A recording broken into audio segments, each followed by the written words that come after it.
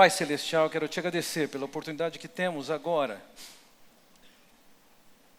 de abrirmos a Tua Palavra, atentarmos nossos ouvidos e nossos corações para ouvirmos de Ti a compreensão, a revelação, a mensagem que o Senhor deixou para nós através da ministração do apóstolo Paulo ao escrever essa carta. Somos gratos pelo privilégio, ou pelos privilégios que temos, uma vez que salvos em Cristo, de podermos nos achegar a Ti, de Te adorar, de termos as perspectivas que temos pela frente, uma vez que fomos e somos salvos pelo Senhor Jesus Cristo. Eu oro, Pai, no nome do Senhor Jesus. Amém. Temos estudado ao longo das últimas semanas, na verdade, essa é a 13ª mensagem dentro da carta aos Efésios. E nós temos podido ganhar, creio, uma perspectiva, eu diria nova para você, não nova em termos de tempo, ela está nas Escrituras há bastante tempo, sobre qual é a nossa história, quem éramos nós e o que Deus está fazendo conosco. O que Ele está fazendo de nós mesmos? Logo no início do capítulo 2 da carta aos Efésios, e agora chegamos ao final do capítulo 2, nós vimos que o apóstolo nos define ali, diz que nós estávamos mortos, inaptos para o relacionamento com Deus. Por causa dos nossos pecados, o fato é que nós estávamos debaixo e destinados à ira de Deus. Éramos vistos como cúmplices do diabo. Cúmplices desse sistema contrário a Deus. Mas, sendo esse Deus misericordioso como Ele é, bondoso como Ele é, amoroso como Ele é, gracioso como Ele é, Ele proveu-nos da vinda do Senhor Jesus Cristo, que naquela cruz Ele morreu,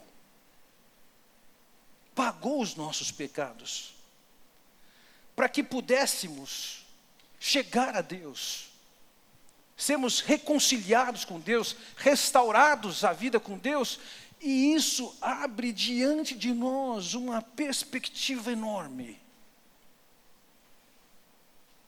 Começando no versículo 19 do nosso texto, que hoje vai até o versículo 22, ele diz: portanto, vocês já não são, diante da obra do Senhor Jesus Cristo, do amor, da graça de Deus, vocês já não são mais. Vocês estavam mortos, vocês estavam alienados a Deus, alijados das promessas, sem esperança nesse mundo. Mas agora vocês já não são mais. Lembre que nós estivemos avaliando nesse tempo a relação que existia entre judeus e gentios. E eles eram bem antagônicos e inimigos. E o fato de os judeus, no caso aquele povo da cidade de Éfeso, nós aqui hoje, por não estarmos dentro da aliança de Israel, deixávamos de desfrutar de uma série de coisas que os judeus podiam naquela aliança. Mas agora, Paulo diz: vocês já não são estrangeiros e forasteiros. Duas palavras diferentes no grego foram usadas e traduzidas por estrangeiros e forasteiros. A primeira delas significa alguém que está de passagem num país estranho, sem nenhum direito. Talvez a condição de um turista. Você sabe que você é de fora. Você pode contar com os sistemas de segurança daquele povo. Você tem que andar dentro da lei daquele povo. Mas você só está de passagem ali, você é um forasteiro. Mas ele está dizendo, vocês não estão mais nessa condição quando se pensa na relação com Deus. A segunda palavra que ele emprega É a ideia de um morador permanente num país estrangeiro. É como se alguém no contexto americano tivesse o green card. Você pode trabalhar, mas você não é um cidadão. Desfruta de alguns dos direitos do povo que habita naquele país. Então, ao olhar dessa maneira, Paulo está dizendo: vocês não são mais nem forasteiros que não têm direito nenhum, e nem outros que possam simplesmente passar e desfrutar de alguma coisinha. Ao contrário, ao invés de serem estrangeiros e forasteiros, ele diz: vocês são concidadãos dos santos. Vocês têm uma cidadania celestial. E a perspectiva que ele traz aqui, não é que você individualmente tenha cidadania. Na verdade, nós somos uma comunidade de cidadãos. Essa é a nova sociedade que Deus está implantando. E nessa nova sociedade, uma das coisas que nos caracterizam é que o povo que foi salvo e resgatado por Jesus, agora compartilha da cidadania do Senhor. Nada de estrangeiro, nada de forasteiro, agora membros dessa sociedade, e mais ainda ele acrescenta, membros da família de Deus. Você é da realeza. Senta à mesa do rei. Senta à mesa do soberano. Nada de estranho. Nada de forasteiro. Nada de inimigo. Todos que foram salvos nas mais diferentes fontes, com mais diferente background. Essas pessoas, elas estão salvas e fazem parte da família de Deus. Essa é a igreja que o apóstolo Paulo está começando a falar, sobre a qual está começando a falar aqui no capítulo 2 de Efésios, e vai se estender principalmente no capítulo 3. Pode nos parecer chocante, e tomara que seja, olhar para a revelação que vem de uma carta como essa, comparado com a revelação que nós temos da realidade dos nossos dias, o que a gente ouve sobre igreja. Onde os púlpitos se tornaram uma grande oportunidade de enriquecimento. Onde promessas são feitas totalmente desconectadas do que as Escrituras dizem. Onde escândalos são descobertos. Onde se encontram, inclusive, personagens ditos do povo de Deus santo, envolvido com escândalos no país. Vivemos um tempo em que a decepção é tão grande com o que é a igreja, que cresce aceleradamente o número de pessoas chamadas, classificadas de desigrejados. Paira no ar uma profunda decepção com o que é a igreja. Nós precisamos, então, tirar nossos olhos dessa realidade que nós vivemos hoje. Que através do jornal, através da internet, da televisão, ouvimos coisas das quais nós temos vergonha sobre o que é a igreja. E voltarmos para a fonte, para as Escrituras, e descobrirmos nas Escrituras o que é a igreja. Uma vez que você foi alcançado pela misericórdia, pela compaixão, pelo amor, pela graça, pela bondade de Deus, isso significa que Ele o inseriu em que contexto? Do que você faz parte? O apóstolo Paulo disse, quando escreveu aos Filipenses: pois a nossa pátria está nos céus, de onde também aguardamos o Salvador, o Senhor Jesus Cristo. Lê um versículo como esse, nessa semana, seguindo as descobertas de tantos escândalos no Brasil, dá para a gente afirmar com mais convicção, né? A nossa pátria não é essa. Mas mesmo que as coisas estivessem andando bem no país, nós precisamos entender isso. A nossa pátria não é essa. Uma vez que fomos resgatados, fazemos parte de uma pátria celestial. Avistamos ao longe a Jerusalém celestial. Quando Deus planejou a sua igreja, Ele idealizou essa igreja. Ele constituiu essa igreja, e essa igreja que Deus idealizou e tem implantado, ela inevitavelmente vai cumprir com o seu propósito. Como é que nós vamos entender o que é chamado de igreja e tudo quanto é vergonhoso e escandaloso vem à tona? Você vai poder discernir depois dessa mensagem, eu entendo, ou dessas mensagens. Mas vamos entender o seguinte: o fato de haver corrupções, deformações, contaminações, isso aqui não afeta, em hipótese alguma, o projeto original de Deus, a igreja. A nova sociedade, que compartilha da cidadania celestial, que participa da família de Deus, senta à mesma mesa com Deus. O conhecimento de certas particularidades da vida da igreja devem ter um impacto em nossas vidas. Primeiro, devem nos fascinar e nos impressionar com o que é o projeto de Deus. Igreja não é alguma coisa da qual nós podemos e devamos nos envergonhar. Igreja é alguma coisa que fascina os olhos. E quando entendemos o projeto de Deus, isso tem que nos levar naturalmente a uma ação de compromisso com um projeto da grandeza que Deus calculou. Assim eu pretendo, nessa noite, apresentar para vocês essas particularidades.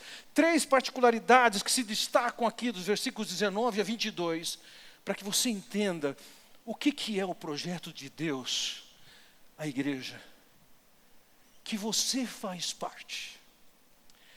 A primeira particularidade para a qual eu chamo a sua atenção é a fundação da igreja.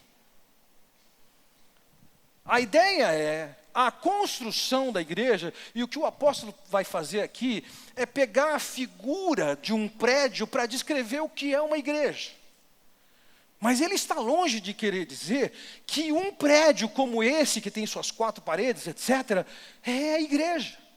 Você até pode falar em casa para o seu filho, seu marido, sua esposa: vamos sair logo para a igreja, está na hora de sair para a igreja. E alguém pode associar isso aqui com esse prédio. Isso aqui é uma espécie de facilidade para ser viável a gente estar aqui dentro, por exemplo, sem chuva caindo na cabeça. É só um prédio. Mas isso não é a igreja, então o que é a igreja? Em primeiro lugar, essa igreja tem uma fundação. Não é tudo que se chama igreja que é igreja. A igreja verdadeira do Senhor Jesus Cristo, ela tem uma fundação. E se não tem essa fundação, não é a igreja do Senhor Jesus Cristo. Veja, olha o que ele diz no versículo 20. Edificados sobre o fundamento dos apóstolos e dos profetas, tendo Jesus Cristo como pedra angular. No projeto de construção do mundo antigo, a pedra angular, ela era presente na construção. A questão é que a pedra angular, esse nome era dado para 3 diferentes tipos de pedra, e alguns estão discutindo a que pedra que o Senhor estava se referindo. Vocês já devem se lembrar daqueles arcos romanos, em que pedras são montadas, e com o peso elas sustentam o arco, e até a parede que vem em cima. Pedra angular era chamada uma pedra que era colocada junto àquele arco, como as demais, e que travava, e o arco ficava em pé e estável. Não creio que é disso que ele está falando. Ele está falando sobre as bases da igreja. Em segundo lugar, havia uma pedra angular que era colocada numa esquina da construção, e que ela tinha como base a estabilização e a união das 2 paredes. Poderia ser essa, mas eu sou da opinião agora, que já mudei de ideia sobre o assunto, que ele se referia aqui à pedra que se colocava no mais profundo da terra, sobre a qual iria se construir um edifício. Na linguagem de hoje, se colocaria essa pedra angular, e em cima dessa pedra angular vinha o baldrame para depois a edificação. Para você ter uma ideia, quando os muros de Jerusalém foram construídos, Uma das pedras angulares que foi usada ali para manter a segurança e estabilidade daquele muro, é uma pedra que tinha 30 metros de comprimento por 4 metros de largura e 3 de espessura. Alguns calculam que essa pedra tem 1.800 toneladas. Na base da construção, ainda abaixo da fundação, tem uma pedra angular. E aqui nós percebemos que existe uma pedra angular que sustenta a igreja.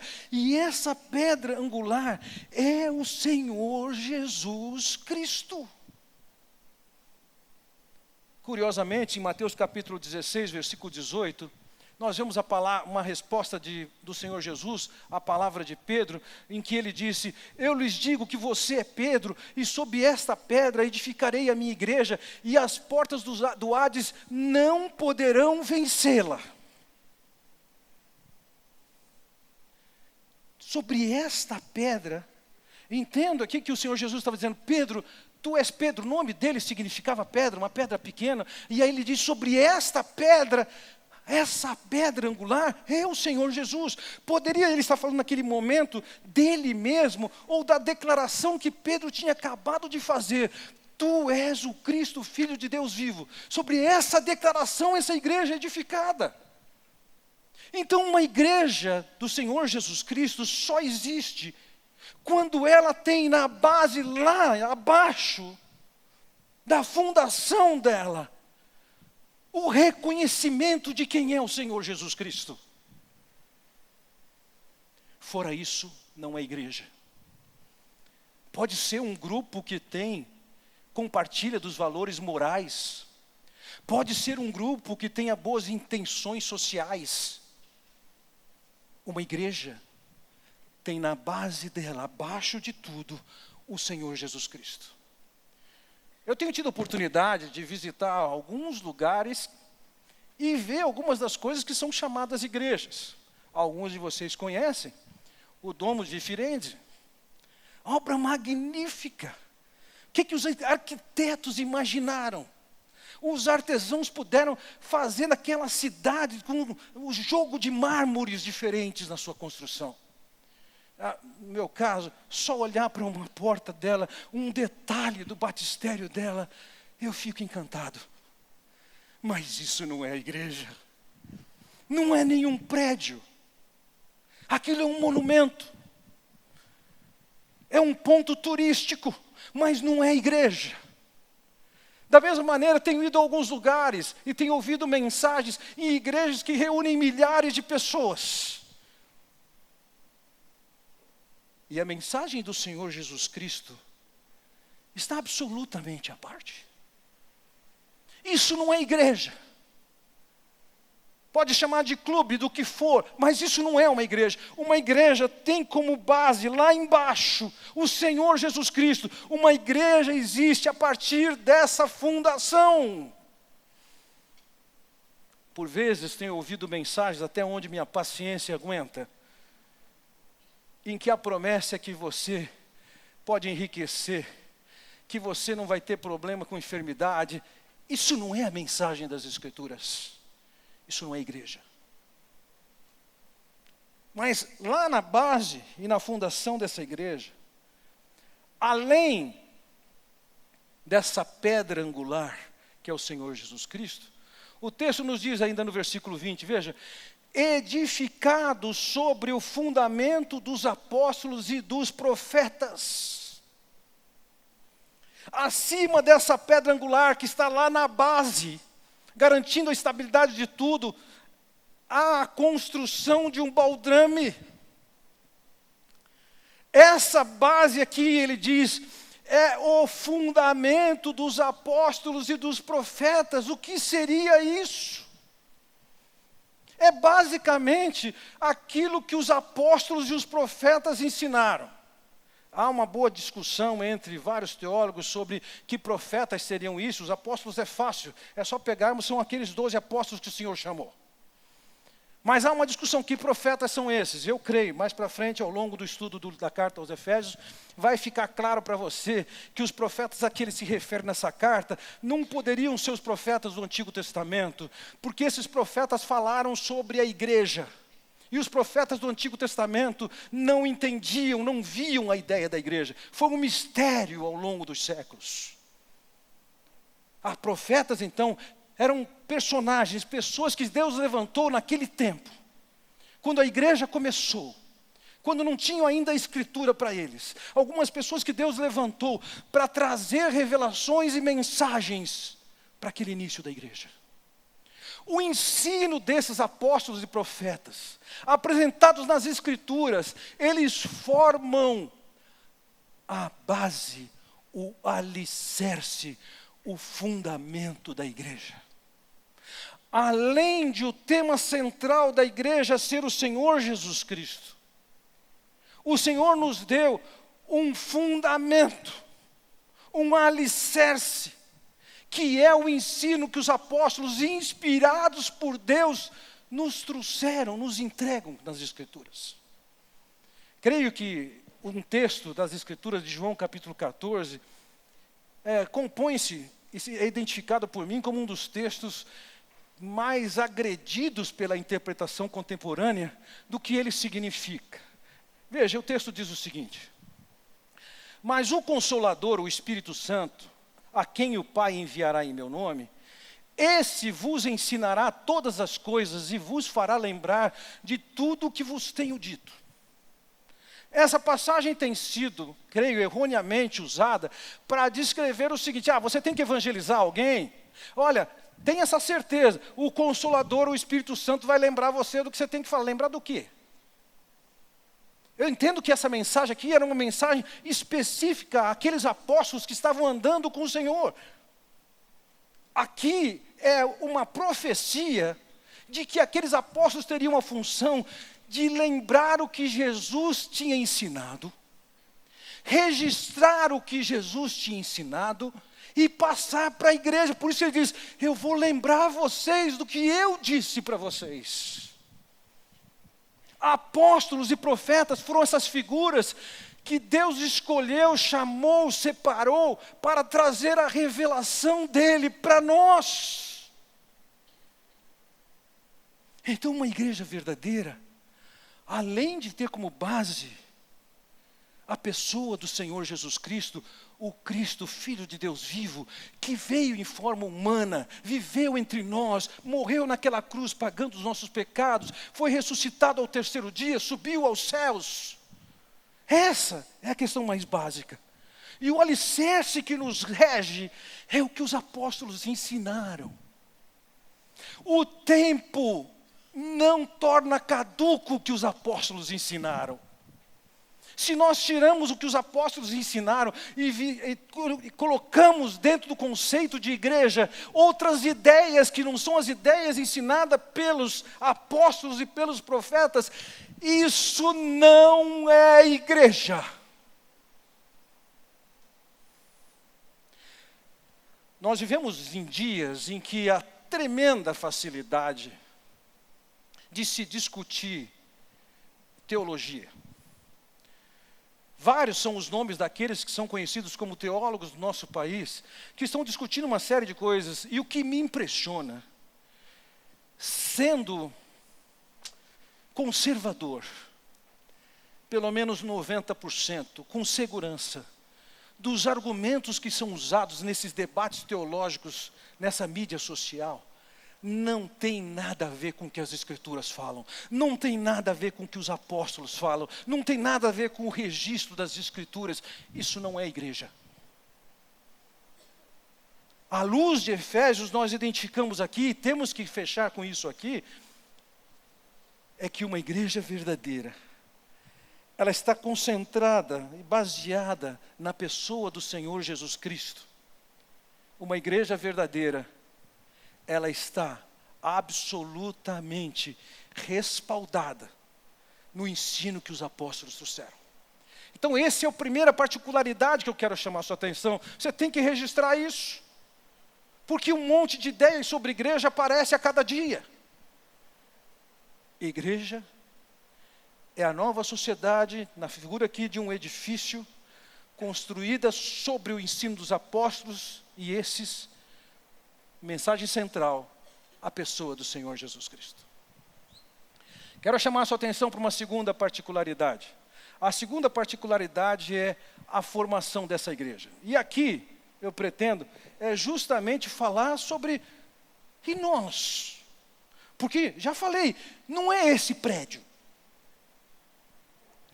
A igreja somos nós. Veja que ele diz no versículo 20, vocês são edificados sobre o fundamento dos apóstolos. Então vamos pensar aqui, foi colocada uma pedra como base angular, que é o Senhor Jesus Cristo. O ensino dos apóstolos foi colocado sobre essa pedra, e estabelecido essa fundação desse prédio, dessa igreja, dessa nova sociedade, agora aqueles que creem são colocados ali, formando esse prédio. Então, quando alguém entende do Evangelho e se converte, ele é colocado no prédio. É o tijolinho, é um bloco, é uma pedra. E o prédio começou a ser edificado a partir do fundamento que foi estabelecido por aqueles a quem a mensagem alcançou e que creram, e no ato de crer, eles foram inseridos no corpo de Cristo. Inseridos nesse edifício. Parte desse templo. E integrantes dessa nova sociedade, que Deus aqui chama de igreja.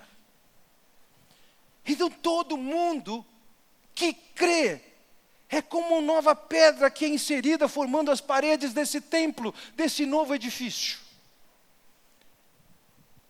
Alguém de alguma maneira falou do Evangelho para você e você creu. Lá em Roraima, onde temos, por exemplo, o Curte como missionário, ao ensinar para os Yanomamis, eles puderam ouvir essa mensagem e eles creram. No ato de crer, essa pessoa se tornou membro dessa nova sociedade. É uma pedrinha colocada na formação desse edifício, que tem um desenvolvimento dinâmico. O prédio não está acabado. No trabalho lá com o Reinaldo, lá no sertão, na medida que se prega o Evangelho e aquele sertanejo se converte, mais uma pedra é colocada. A igreja vai sendo edificada, e você percebe aqui, não é que alguém se insere ou se coloca na igreja, ele sofre ação. No ato, quando você creu em Cristo, o Espírito de Deus o encaixou nesse prédio, você é parte desse prédio. E não é somente colocado para edificar o prédio, veja, no versículo 21 ele diz, no qual todo edifício é ajustado. Além de edificado, o Senhor trabalha para que as pessoas se ajustem. Vamos lembrar aqui, nos tempos antigos, judeus e gentios estavam vivendo uma inimizade, adversidade, desprezo, desdém um pelo outro, e ambos foram alcançados, e agora são inseridos como parte de uma nova sociedade. Ou como na figura que Paulo emprega aqui, nós somos um edifício, a mensagem do Senhor Jesus na base, o fundamento dos apóstolos é o nosso alicerce. E agora cada um que vai crendo é colocado no templo, independentemente das suas características humanas. Pode ser uma origem étnica diferente, e aqui nós temos descendentes de índios, de portugueses, de franceses, alemães, e assim vai. Com vários aspectos culturais diferentes. Nós temos personalidades diferentes. Quem sabe você pode olhar para o seu lado, um pouquinho mais distante, identificar alguém com quem você não tem grande simpatia. Você talvez fale assim, nossa, essa pessoa fala pra caramba. Eu tenho até medo de perguntar se está tudo bem, porque ela vai falar uns 10 minutos. Prefiro, oi, bom. Outras pessoas você talvez classifique como chato. Outra pessoa de difícil trato. Você pode classificar até alguns aqui como tranqueira. Agora entenda uma coisa. Uma vez que qualquer um desses creu no Senhor Jesus Cristo, foi colocado no mesmo corpo, nessa mesma sociedade, nesse edifício. Nós compartilhamos essa cidadania, independentemente das nossas diferenças. E Deus, quem faz isso, Ele não só cuida de sermos colocados, como Ele tem a preocupação e age para que nós sejamos bem ajustados. Não é que existe aqui uma mensagem para que a gente faça um trabalho para a gente se tornar ter unidade entre nós. Não, aqui quando ele diz e cresce para tornar-se um santuário santo no Senhor, significa o seguinte: não tem duas igrejas. Nós não precisamos nos unir, nós já fomos constituídos um só. Nós podemos até afetar com a nossa conduta essa unidade. Mas isso é assunto a partir do capítulo 4, versículo 1. Você pode falar, eu sei que em Campinas existe a primeira igreja batista, a segunda igreja batista, e assim vai. Deixe-me dizer-lhe, essas igrejas podem surgir por diversos motivos. Quaisquer igrejas, inclusive essa. Elas existem porque os irmãos resolveram fazer surgir uma igreja num outro lugar onde não tinha. Ou porque numa briga interna acabaram começando uma igreja em outro lugar. Isso a gente vai encontrar inclusive dentro das Escrituras. Agora entenda, essas expressões locais e temporais, elas podem e devem ser expressões da única e verdadeira igreja que reúne todos aqueles que creram no Senhor Jesus de todos os tempos e de todos os lugares, que podem ter expressões em lugares diferentes, em tempo diferente, mas só tem uma igreja. Todo mundo que creu é o tijolinho, é o bloco, é a pedra que é colocada construindo o novo templo. Então vejam, a primeira particularidade nós vimos é que a igreja, ela está construída sobre a base que é o Senhor Jesus Cristo e sobre o ensino dos apóstolos. Qualquer coisa diferente disso, isso não é a igreja do Senhor Jesus Cristo. A igreja do Senhor Jesus Cristo não é um prédio que a gente possa edificar. A igreja do Senhor Jesus Cristo é a soma de todos aqueles que, quando creem, são enxertados pelo Espírito de Deus nesse templo único que Deus está construindo, nesse prédio único que Deus está construindo. Aqui estamos nós. Lá na base tem o Senhor Jesus. Como alicerce tem o ensino dos apóstolos. Essa é a referência máxima para nós. Acima disso, estamos sendo inseridos como aqueles que creem, compondo esse prédio. Mas para quê? Qual é a função desse prédio? Qual é o propósito de Deus? Quando nós nos reunimos, nós sabemos quem nós somos e para que nós somos. Veja, no versículo 21, novamente ele reafirma essa questão da unidade, dizendo: nele somos firmemente unidos. A igreja que o Senhor constituiu, ela está firmemente unida. Agora ele diz aqui, constituindo um templo santo para o Senhor. O que é isso? Os gregos tinham duas palavras para descrever templo. Uma das palavras era a palavra hieron. Dentro da palavra hieron, se poderia descrever um templo de uma perspectiva mais abrangente. Por exemplo, no caso do Templo de Jerusalém, ele estava construído em parte de uma plataforma de 132 mil metros quadrados. O Monte Sião foi usado como aterro para construir essa plataforma por Herodes. Aquele conjunto todo era o Hieron, era o templo. Entretanto, quando ele usa a palavra para templo aqui, ele não usa a palavra Hieron, mas ele usa a palavra naos.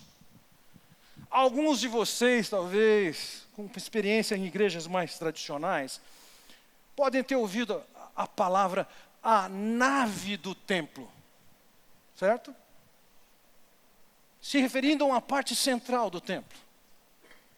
A nave equivale, de certa maneira, a naos, que é a palavra que é empregada aqui. A naos era bem diferente do conceito de infraestrutura geral.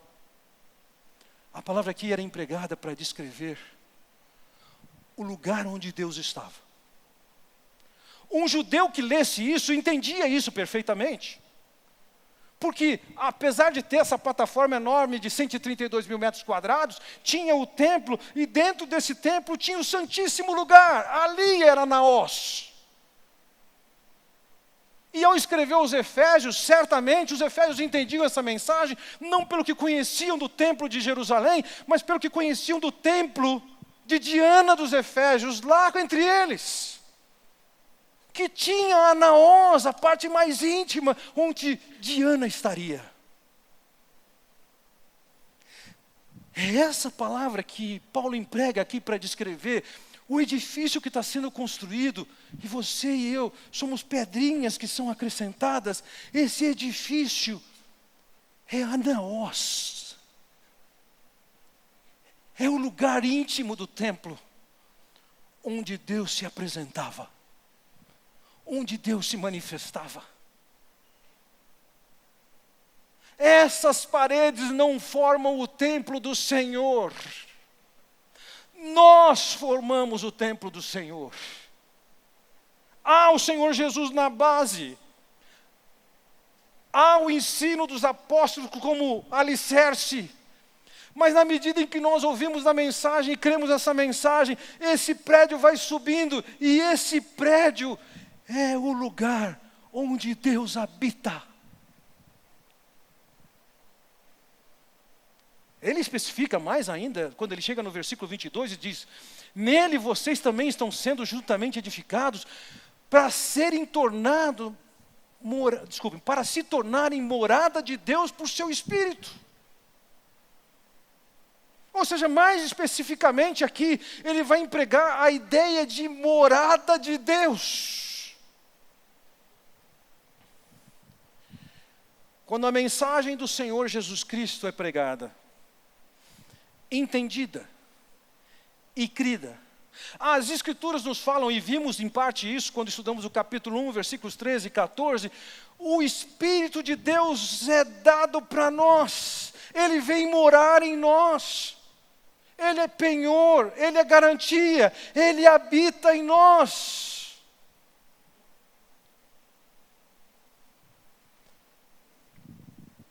Não sei se você já viveu a realidade, a experiência de alguém perguntar para você: onde é que está o seu Deus? Eu quero ver o seu Deus, onde é que está o seu Deus? Em tese, eu gostaria de dizer o seguinte: a resposta que um cristão genuíno pode dar é o seguinte: olha para a minha vida. Olha para a minha vida. Porque a presença do Espírito de Deus no meio da vida de uma pessoa, e aqui a ênfase é na comunidade como um todo, vai fazer uma mudança que está em completo contraste com o que é a sociedade humana. E uma vez que há o Espírito de Deus lá, a morada de Deus lá, fica evidente na vida dessa pessoa que há um outro governo nessa vida. Há uma outra ação nessa vida. Então, em tese, eu diria, nós deveríamos dizer, você quer ver o meu Deus? Olha para a minha vida. Porque a igreja foi constituída dessa maneira. Quando você creu, você foi inserido nesse prédio. Você foi inserido nessa nova sociedade. O conteúdo desse prédio é a morada de Deus ali. É Deus quem está ali. E o fato de Deus estar ali, isso faz toda a diferença. Se não faz toda a diferença, nós vamos perceber isso a partir do capítulo 4. Mas nós precisamos entender o projeto de Deus antes. O projeto de Deus envolve justamente isso. Nós somos o povo resgatados. E considerando da perspectiva de um edifício, nós somos o edifício construído sobre o Senhor Jesus Cristo, cujo alicerce é o ensino dos apóstolos. E o povo que crê nessa mensagem, eles são as paredes que estão sendo levantadas para a habitação de Deus. Eles são o templo do Senhor. Que edifício! Seguramente, você já tem viajado o suficiente ou visto o suficiente para ter grandes admirações por projetos arquitetônicos. Isso é uma coisa que me encanta. Eu não tenho nenhuma vocação para ser arquiteto ou artista. Mas, em várias circunstâncias, eu fico babando pelo trabalho desses. Quando você olha, por exemplo, no caso, o castelo, o château de Amboise, na França. Você olha esse projeto, como ele foi imaginado, como ele foi construído, eu acho fantástico. Olhar para uma sala do castelo de Windsor e perceber a habilidade com que se trabalha com pedras, com madeiras, com tapetes, isso me fascina. Herodes, o grande construtor, ele construiu esse prédio que é o palácio dele em Jerusalém. E de fato, esse prédio não existe mais, mas temos maquetes que mostram exatamente como ele era.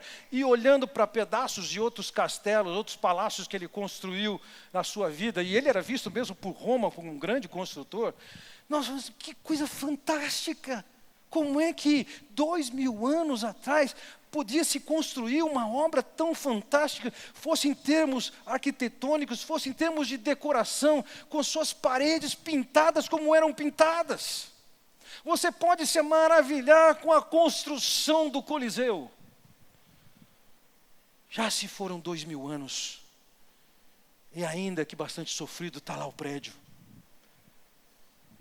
Mas sabe, por mais que nos maravilhemos de prédios diversos que estão sendo construídos ou foram construídos ao longo da história, nenhum projeto me fascina mais do que a igreja do Senhor.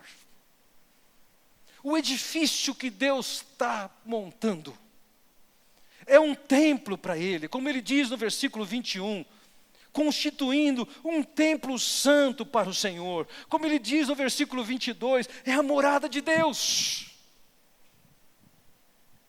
Cá estamos nós, pessoas das origens mais diversas, personalidades mais diversas, valores mais diversos, alguns simpáticos, outros não, alguns extremamente pessoais, outros só pensam em termos de números. Com todas essas nossas diferenças, e apesar de estarmos já, de antemão, condenados à ira de Deus, fomos resgatados por Deus, e as pessoas das mais diferentes origens foram sendo montadas num projeto fantástico de Deus. A igreja do Senhor Jesus Cristo. Eu não estou falando aqui de uma igreja local. Igrejas locais podem ser expressão disso, ou não. As pessoas que estão dentro de uma igreja local, que tiveram efetivamente uma genuína experiência com o Senhor Jesus Cristo, fazem parte do prédio dessa igreja absoluta, a igreja do Senhor Jesus Cristo. Mas aqueles que ainda não creram não fazem parte. Podem ser parte da igreja, podem cantar aqui, podem tocar aqui, podem pregar aqui. Se ainda não teve experiência genuína com o Senhor Jesus Cristo, ainda não é igreja dele. Esse projeto é o projeto maior. Nós não fomos chamados para alguma coisa, a gente brincar de igreja. Nós fomos chamados, salvos, resgatados e inseridos para um projeto que tem dimensões cósmicas, que abrange toda a história da humanidade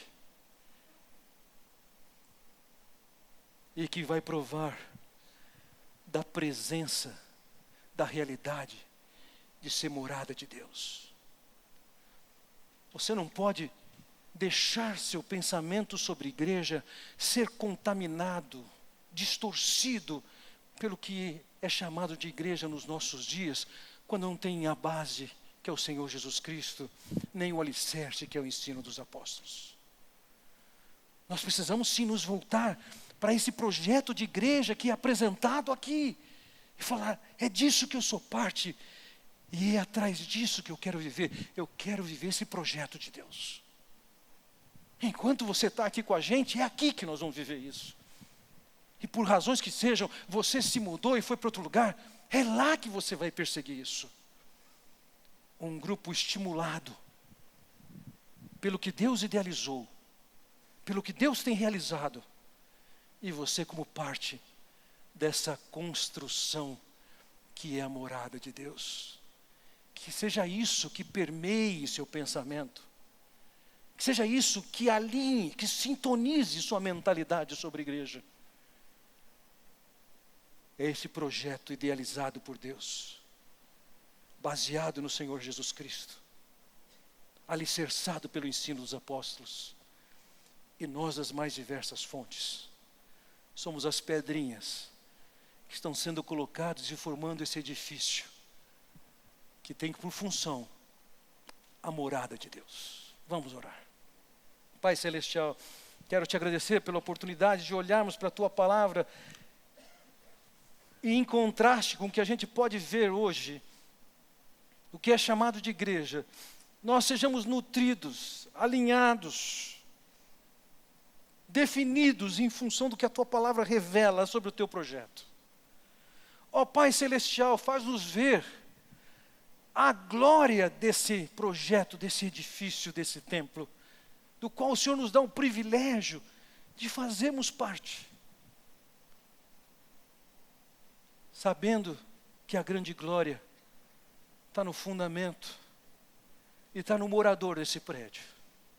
Ó Pai bondoso, edifica-nos como tua igreja, conforme os padrões da tua palavra, conforme os ideais que o levou a constituir a igreja. Esclarece-nos, ó Pai, motiva-nos, fascina os nossos olhos pelaquilo que é o teu projeto, é o que eu oro em nome do Senhor Jesus. Amém. Que Deus os abençoe.